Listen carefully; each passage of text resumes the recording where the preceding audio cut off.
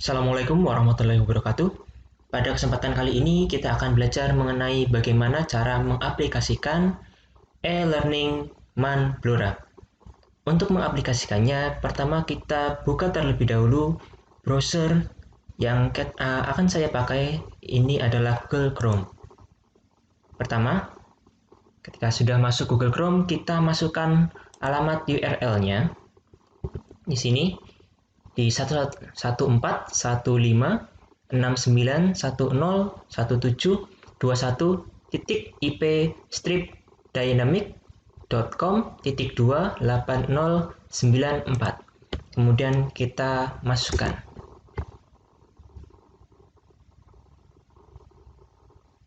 Kemudian ini adalah tampilan dari e-learning Manblora. Nah, untuk memasukkannya, Bapak Ibu masukkan NUPTK Bapak Ibu masing-masing di sini. Kemudian masukkan password. Password yang saya gunakan di sini password standar 123456. Kemudian klik login e-learning.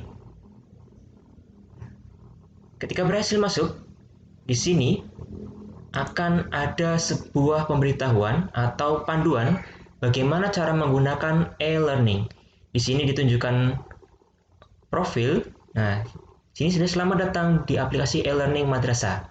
Kami akan memandu Anda dalam memudahkan penggunaan e-learning madrasah. Dan klik selanjutnya. Nah, di sini ada menu forum yang bisa digunakan sebagai sarana diskusi antara Bapak Ibu guru dengan siswa.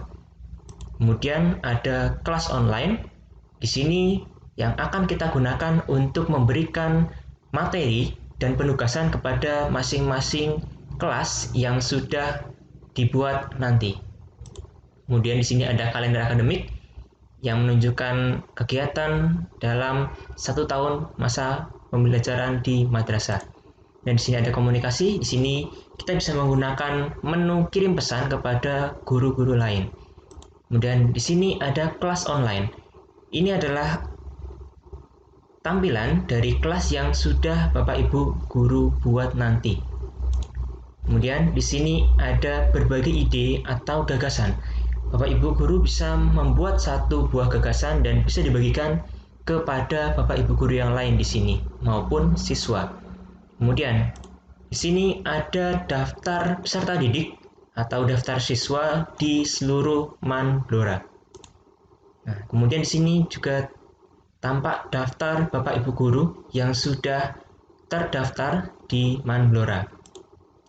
Kemudian di sini profil, Bapak Ibu guru bisa memperbarui profil atau mau mengganti foto profil atau password bisa dilaksanakan di sini. Nah, kemudian akan muncul terima kasih jika sudah selesai dalam tutorial pertama. Nah, untuk selanjutnya, bagaimana kita akan memulai sebuah kelas online? Pertama-tama kita masukkan atau kita buat dulu sebuah kelas. Kita pilih klik di kelas online. Kemudian buat kelas online.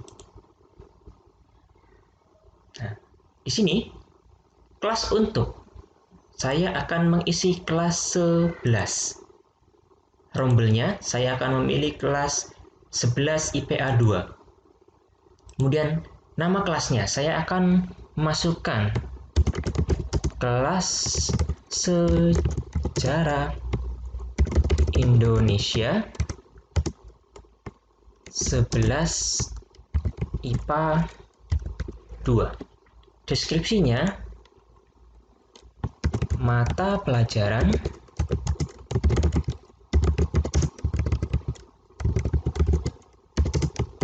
sejarah Indonesia. Kemudian pilih mata pelajaran di sini sesuai dengan mata pelajaran yang Bapak Ibu ampu. Di sini saya memilih sejarah Indonesia. Kemudian agenda pertemuan.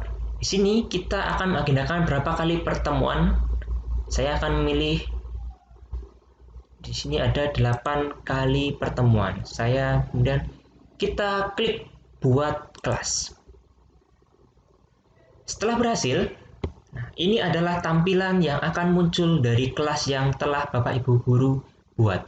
Sini, kelas Sejarah Indonesia 11 IPA 2. Sini yang akan kita gunakan sebagai sarana berbagi di kelas 11 IPA 2. Nah, di sini ada undang siswa. Karena kelas ini masih kosong, kita akan gunakan menu ini nanti untuk mengundang siswa. Kemudian di sini kode yang bisa digunakan oleh siswa untuk masuk kelas ini jika Bapak Ibu Guru belum mengundang siswa yang belum masuk tersebut. Kemudian ini sebagai attention atau notifikasi atau pemberitahuan kepada siswa jika Bapak Ibu Guru akan melaksanakan ulangan, seperti halnya sebuah update status. Kemudian di sini pertama kita akan memasukkan KIKD sebelum memasukkan tugas maupun materi. Kemudian di sini ada KKM. Setelah KIKD terisi, nanti KKM akan mengikuti KI dan KD yang sudah kita isi. Kemudian di sini ada rencana pembelajaran atau Bapak Ibu Guru sudah mengenalnya dengan nama RPP. Kemudian bahan ajar atau materi ajar.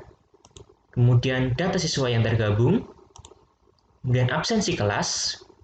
Kemudian di sini ada penilaian pengetahuan, ada penilaian keterampilan, ada penilaian akhir semester. Kemudian di sini ada rekap nilai rapot, kemudian pengaturan kelas.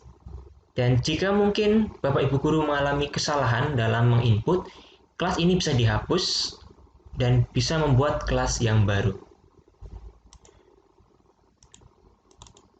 Oke, pertama kita masukkan terlebih dahulu KI dan KD-nya. Di sini ada kompetensi inti pengetahuan dan kompetensi inti untuk keterampilan. Saya akan masukkan dulu pengetahuan. Kita klik menu di sini, edit. Nah, di sini akan muncul satu kotak. Kita cukup copy dari yang sudah Bapak Ibu Guru miliki di silabus. Nah, KI-nya tadi saya memilih KI 3. Saya masukkan KI 3 di sini. Kita copy, kemudian paste di sini, KI 3. Sudah, kita simpan, klik simpan. Kemudian keterampilan dengan sama klik menu edit. Di sini kita masukkan KI 4. Kita copy, kita masukkan di sini, kita pastekan. Nah, KI 4 sudah masuk, kita simpan. Kemudian di sini ada KD atau kompetensi dasar. Di sini ada urutan atau urutan KD. Di sini saya akan menggunakan KD 3.5. Maka saya akan memilih 5. Kemudian KD-nya kita masukkan di sini dari silabus yang sudah Bapak Ibu Guru miliki. Nah, 3.5. Kita cukup copy sini. Copy. Kemudian pastekan di sini. Kemudian klik simpan. Maka akan muncul di sini di bawah simpan KD 3.5 menganalisis sifat pendudukan Jepang dan respon bangsa Indonesia. Nah, di keterampilan juga sama. Kita tuliskan 5 karena ini masuk KD 4.5. Kita copy di sini. Copy 4.5. Pastekan di sini. Kemudian klik simpan. Maka akan muncul di sini 4.5. Setelah ini kita akan melanjutkan ke KKM. KKM di sini akan sesuai dengan jumlah KD yang kita isi. karena tadi saya mengisi 1 KD, maka hanya akan muncul 1 KD di sini. Di sini kita akan melihat ada aspek yang dianalisis atau bobot, mulai dari kompleksitas, daya dukung, intake peserta didik, dan nanti akan muncul KKM-nya. Kita pilih kompleksitasnya. Kompleksitasnya di sini tergolong sedang. Maka di sini mulai muncul nilainya. Kemudian daya dukungnya sedang juga. Intake pesertanya apakah tinggi apakah rendah. Nah, maka di sini akan muncul KKM-nya. Bapak Ibu guru bisa menyesuaikan sendiri sesuai dengan kebutuhannya.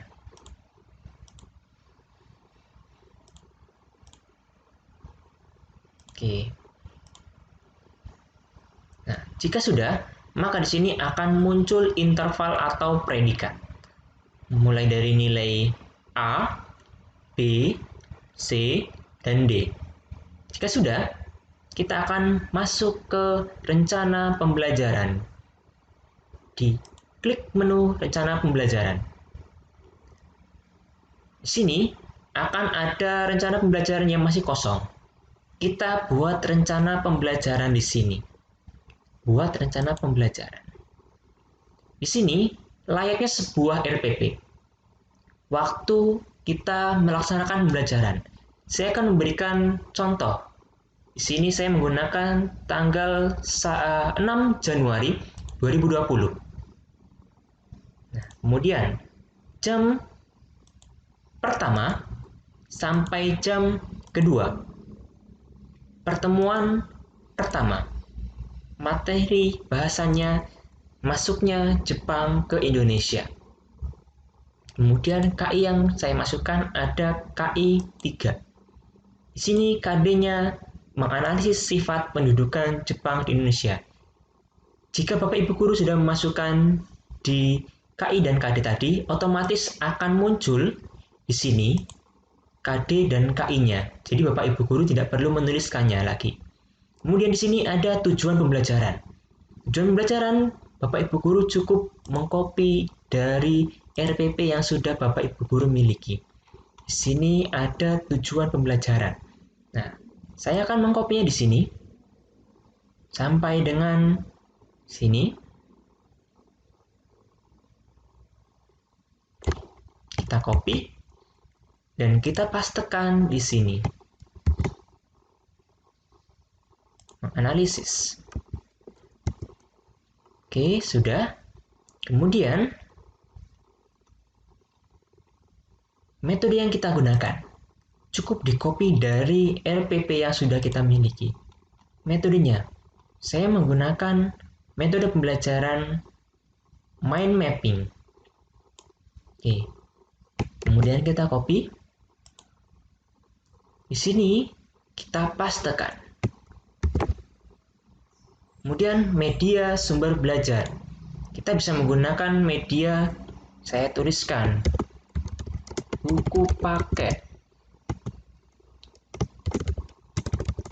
sejarah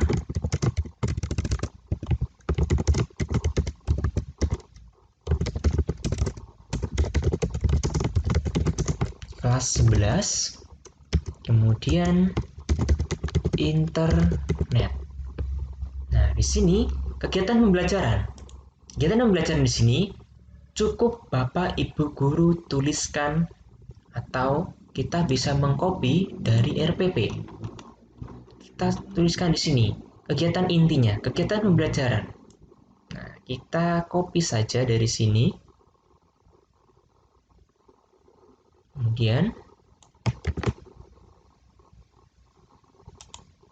paste. Sudah masuk. Kemudian untuk penilaian ini tergantung dari Bapak Ibu yang akan memasukkannya. Kalau saya hanya cukup masukkan dari RPP yang saya miliki tentang penilaian.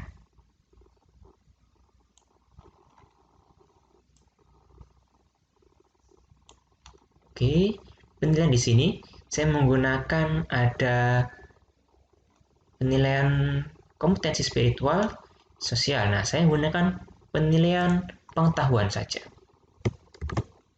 Nah, di Sini kita kopikan. Klik paste. Jika sudah, maka akan terisi di sini dan kita simpan. Maka akan muncul seperti ini jika Bapak Ibu guru telah berhasil. Nah, kita cari pertemuan di sini. Pertemuan pertama. Cari semester. Genap. Nah, di sini akan muncul yang sudah Bapak Ibu guru masukkan tadi. Hari Senin, kemudian jam pertama hingga jam kedua, pertemuan keberapa dan materi apa. Setelah itu, kita masukkan bahan ajar. Di sini, kumpulan bahan ajar kelas sejarah Indonesia. Saya klik bagikan bahan ajar. Di sini, upload dari komputer. Pilih upload dari komputer. Di sini kita cari filenya, bahannya apa. Di sini ada Microsoft Word, ada PDF, ada Microsoft Excel, ada PowerPoint, ada video, ada link artikel ataupun gambar. Saya di sini akan memilih Microsoft Word. Kemudian kita cari choose file. Di sini kedatangan bangsa Jepang ke Indonesia. Klik open. Kemudian masukkan di sini materi bahan ajar masuknya bangsa Jepang ke Indonesia. Keterangannya, saya akan meminta peserta didik saya untuk membaca ini sebelum melaksanakan penugasan.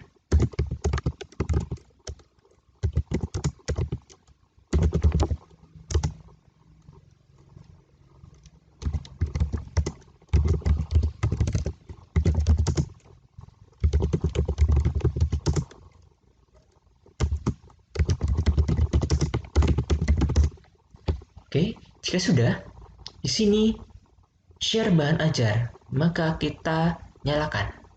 Kemudian di sini cari kelasnya. Saya akan mengklik kelas sejarah Indonesia di 11 IPA 2. Kemudian simpan bahan ajar. Akan berhasil sehingga muncul seperti ini di bahan ajar.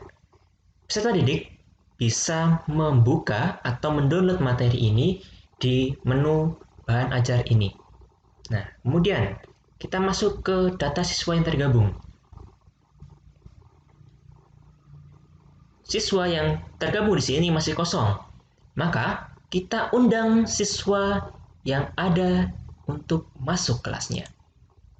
Nah, di sini, karena tadi saya memilih kelas 11 IPA 2, maka yang akan muncul adalah seluruh dari kelas 11 IPA 2. Kita bisa memasukkan secara manual di sini, klik gabungkan, atau dengan klik gabungkan semua siswa. Klik OK, dan semua siswa akan tergabung dalam kelas ini untuk kelas 11 IPA 2. Jika sudah, kita kembali lagi dengan klik di sudut sini.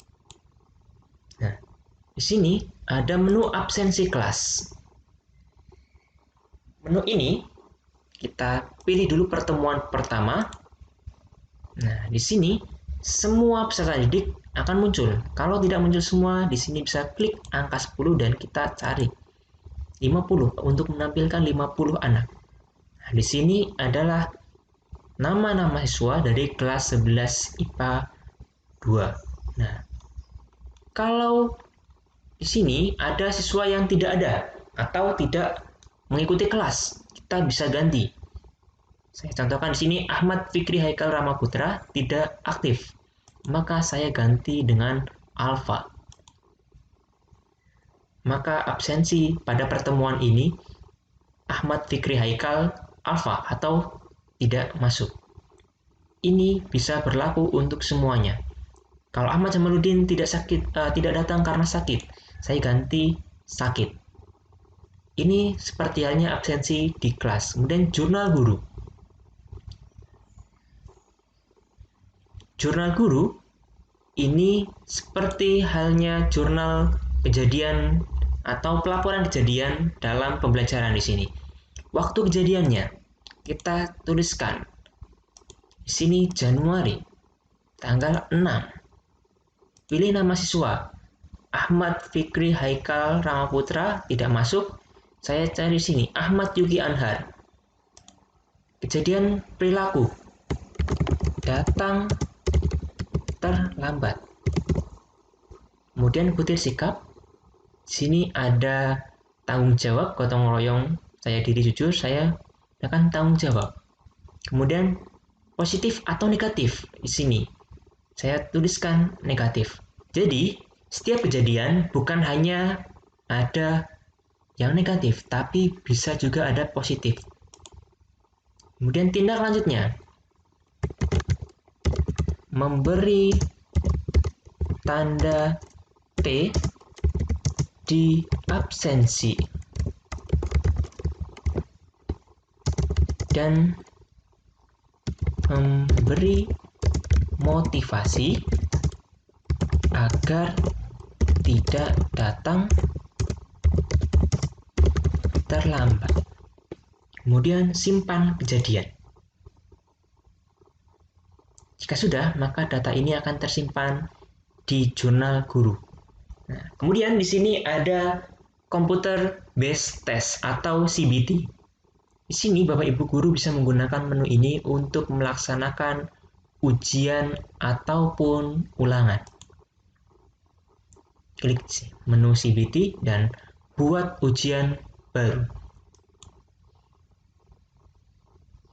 Di sini ada pengaturan ujian. Pilih jenis ujian. Saya akan memilih penilaian harian. Kemudian di sini KD saya masukkan 3.5. Di sini ada nama ujian. Penilaian harian 1. Durasi waktunya Bapak Ibu guru bisa tentukan sendiri. Saya akan menggunakan durasi waktu 90 menit. Tanggal ujian, di sini saya akan memilih tanggal ujiannya dimulai pada bulan Januari sampai dengan Januari sudah lewat. Saya coba tanggal 8 April sampai dengan 9 April pukul 9.54 hingga pukul 7.00. Ini adalah batas akhir ujian sehingga siswa bisa mengakses ini mulai pukul 9.54 pada tanggal 8 dan berakhir pada tanggal 9 jam 7 tepat. Apakah acak soal? Saya pilih iya. Aktifkan ujian, saya pilih iya. Kemudian di sini, buat soal ujian. Di sini, Bapak Ibu guru bisa memasukkannya secara manual ataupun menggunakan template. Jika secara manual, kita nanti bisa menggunakan pilih jenis soalnya terlebih dahulu. Di sini ada pilihan ganda, ada benar salah, menjodohkan, jawaban singkat, atau essay. Saya pilih pilihan ganda. Nah, kemudian sini saya menggunakan import soal. Di sini kita download template-nya terlebih dahulu jika Bapak Ibu guru sudah memiliki soal. Nah, template-nya sudah terdownload di sini. Kita buka.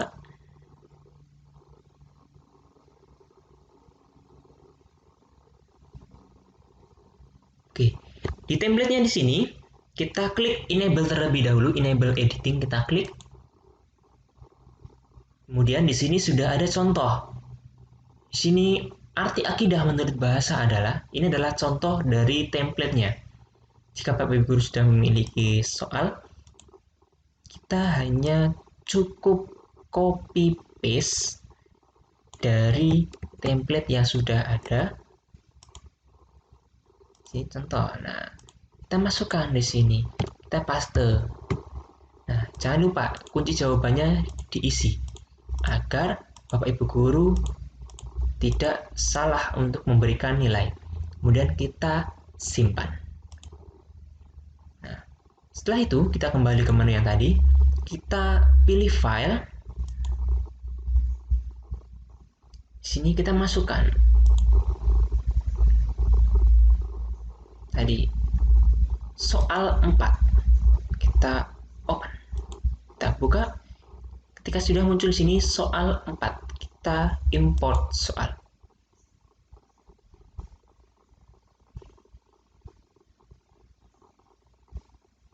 Maka akan muncul di sini ada 11 soal tadi. Ada 11 soal karena satu soal itu kosong. Kita lihat dengan cara klik menu Edit CBT.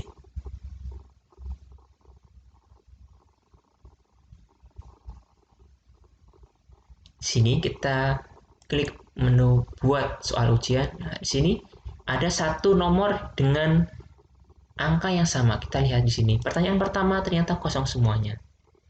Nah, di sini klik menu yang pertama. Yang kedua, soal kedua. Oke. Kalaupun di sini kosong tidak masalah. Sini ada 1, 2, 3, 4, 5, 6. Nah, di sini tidak masalah, kita simpan.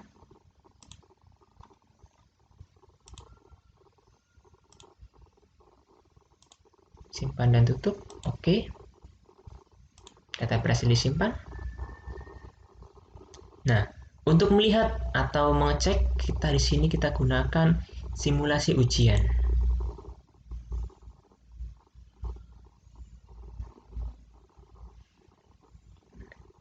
Ini kosong. Next. Nah, nih.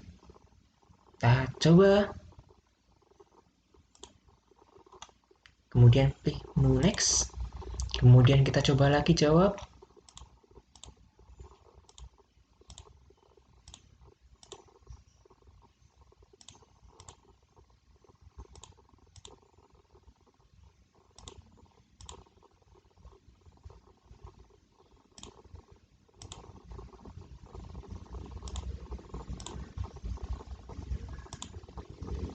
Nah, jika sudah terjawab semua, maka kita cukup klik selesai. Apakah Anda yakin menyelesaikan simulasi ujian ini? Kita klik ya, akhiri ujian ini. Maka di sini akan muncul hasil untuk melihat jumlah siswa yang mengerjakan. Kemudian di sini di pengetahuan, di sini Bapak Ibu guru bisa membuat satu buah penilaian di sini. Nah, di sini penilaian pengetahuan. Saya tadi sudah menggunakan CBT. Kita bisa melihat hasilnya di sini. Nah, di sini siswa bisa tahu hasilnya. Nah, jika sudah, penilaian keterampilan,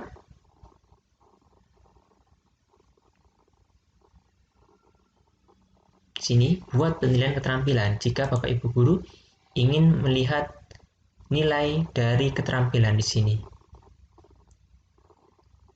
Skema penilaiannya saya gunakan portofolio. Nah, penilaiannya adalah masuknya bahasa Jepang Indonesia, menelar produk, checklist, tanggal mulai, saya mulai tanggal 7 April. Kemudian batas pengerjaan tugasnya saya tanggal 11. Keterangannya, keterangan penilaian. Nah, ini jika tugas harus diupload ke siswa e-learning, silakan atur pengaturan ini. Apakah tugas diupload? Nah, ini bisa kita atur. Kemudian penilaiannya, keterangan penilaian dikumpulkan dengan cara diupload. Simpan. Jika sudah, di sini kita akan melihat penilaian akhir semester atau PAS. Di sini adalah nilai PAS dari nilai PAS yang sudah kita laksanakan. Kemudian nih, sini ada keterangan penilaian akhir semester dapat diolah secara manual atau otomatis diintegrasikan dengan ujian berbasis CBT pada e-learning. Ini bisa kita gunakan nilai dari CBT. Kemudian raport.